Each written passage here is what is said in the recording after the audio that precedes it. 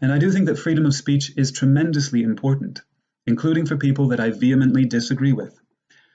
But right now it's got a bit of the image problem that Orwell identified with socialism in the 1930s. To a lot of people, the so-called advocates of freedom of speech who are stealing all the headlines today, they do not appear to actually be advocating for a wide range of perspectives so that we can work things out among ourselves rather than bludgeoning each other for power. On the contrary, they seem to be justifying extremely large authoritarian power structures and allowing more and more violent hate groups into the acceptable norm, while offering pitifully little to the contrary. We have to do better than that. We have to open up the conversations to the big issues that affect our lives, the foundational issues that affect our lives, and offer ways that we can potentially work forward together and potentially really seriously change things. That's what freedom of speech is supposed to allow us to do. That's what real critical thinking, like a Bertrand Russell's critical thinking, is supposed to entail. So, can we move forward with an understanding of a more democratic Western tradition? And can we offer solutions from it? I'm going to propose that the solutions begin with the worker cooperative. This is the starting point. The worker cooperative is an enterprise that's owned by its workers who have democratic participation in establishing its policy. Things like how much inequality and hierarchy is fair and reasonable, and what should be done with the profits.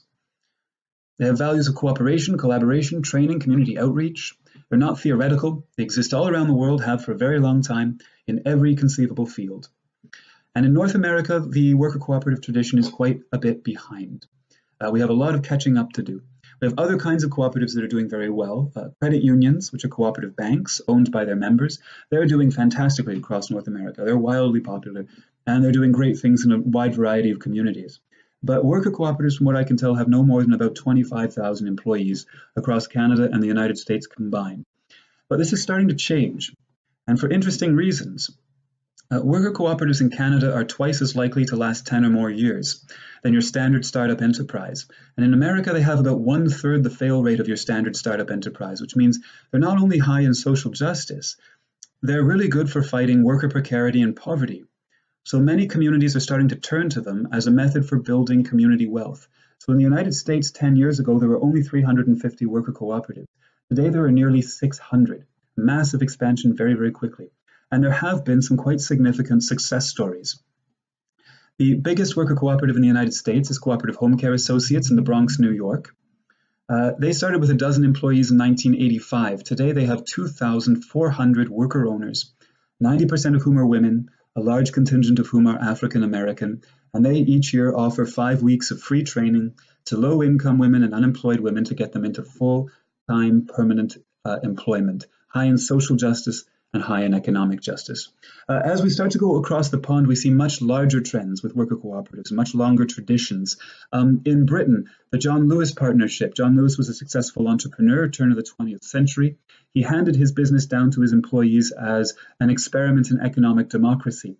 Today, it's a retail company that has 86,000 worker owners with a right to the profits, who democratically elect their division representatives and have 4 partnership meetings each year. And then the mothership, the Mondragon Cooperative Corporation in the Basque region of Spain. Mondragon is interesting both for its size and for its structure. It was started by a Catholic priest in the 1950s. He was trying to help out poor people under Franco's fascism who were having a really hard time, and he was able to get away with starting a worker cooperative because he was a priest. And they started with 25 employees in the 1950s. Today they have 74,000 in over 100 federated worker cooperatives. That means these are different cooperatives. They have cooperative banks, cooperative university, they have cooperative manufacturing jobs, and they all exist under the same umbrella organization and help each other to thrive. They're very innovative. They put a lot into research and development, major investments in research and development. They have hundreds of patents. 25% of the patents of the Basque region of Spain belong to the Mondragon Cooperative Corporation. And when we look at them, we can see why worker cooperatives can be so durable, why they have such a higher sustaining rate than other startup enterprises. When the Great Recession hit, Spanish unemployment went up to 20%. Employers were firing employees to try and protect themselves, but at Mondragon, the employees were the owners, so they did things a bit differently. They moved employees from the least profitable cooperatives to the more profitable ones. They sometimes reduced work weeks from 5 days to 4 days, took a minor pay cut while demand was low.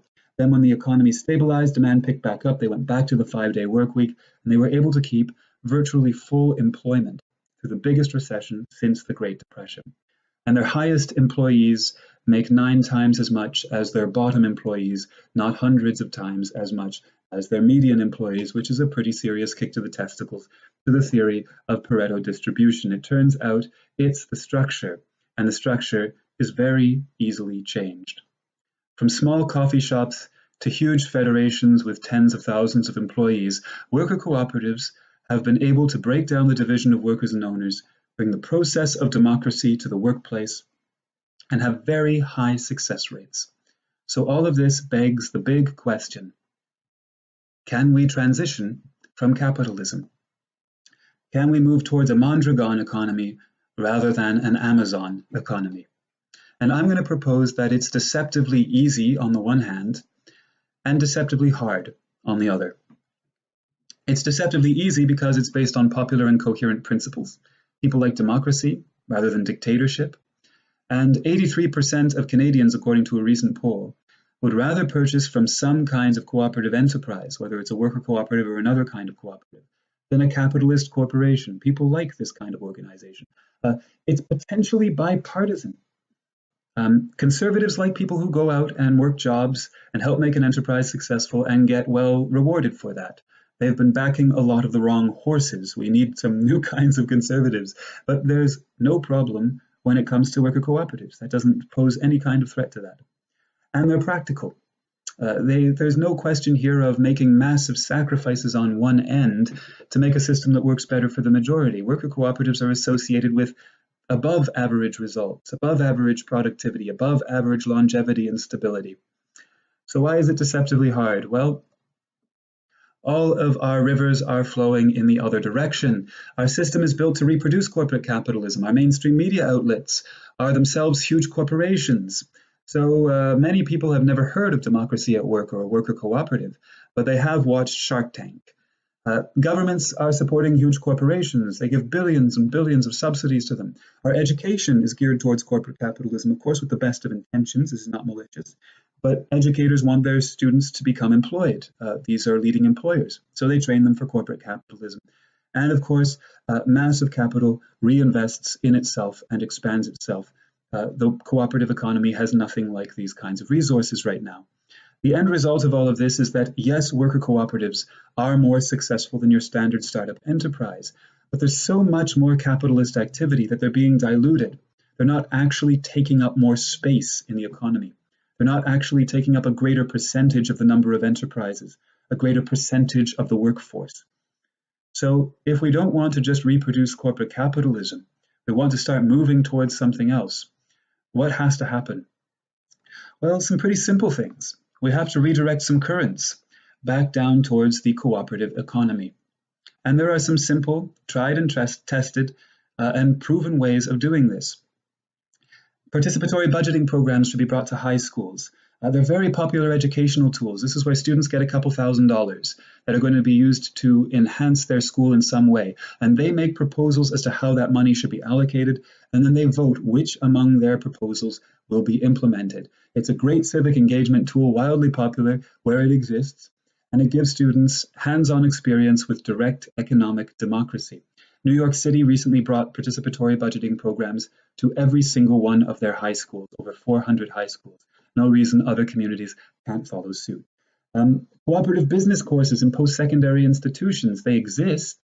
St. Mary's University in the Maritimes has entire programs, entire degree programs for cooperative business, but most universities and colleges don't have anything, not a single course for cooperative business.